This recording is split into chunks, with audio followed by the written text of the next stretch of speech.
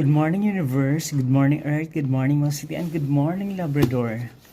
To this vlog is, sabi ni Tita, DTI Secretary, pagkasyahin daw yung 500 pesos.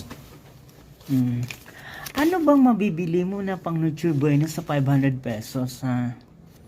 Tita naman, bata nga, pag bumili nito, hindi na ito ibabalik sa iyo. Ito yung gagawin mo pang Nutribuena, 500 pesos. Tapos sabi mo, 4 na tao kayong kakain. Ano yung kakain ng tao? Bata din. Diyos ko, ano bang mindset niya meron ka? Dapat sinabi mo na lang ang budget ng ano natin, pang Christmas, Nutribuena eh, 2,500 or 1,000. 500, magkano to? Saan to makakarating? Yung mga sosyalera nga, yung Starbucks eh, magpo 400 na yung isang basong malaki. Yung maliit nga, 320. Tita ha, nakakaloka ka. Yung 500 mo, ano kaya mabibili nito? Magkano ba yung chicken? Magkano yung ganito, ganyan? Diyos ko. Baka i-mindset yung utak mo. Ito nga lang binibigay dun sa barangay, 500 pesos, pang lobag-lob ni Mayora, ha?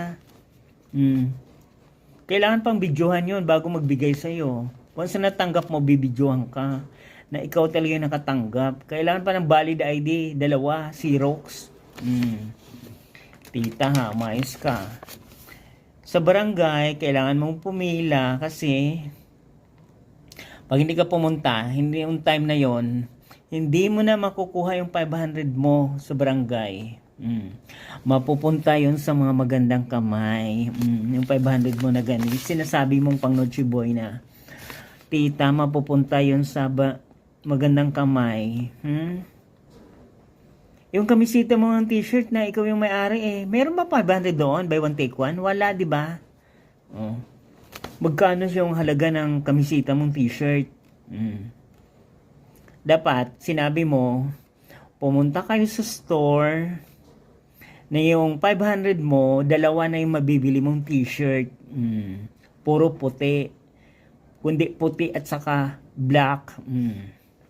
Alam mo na, ba't edan, yung 500 to, pinamimigay to sa barangay.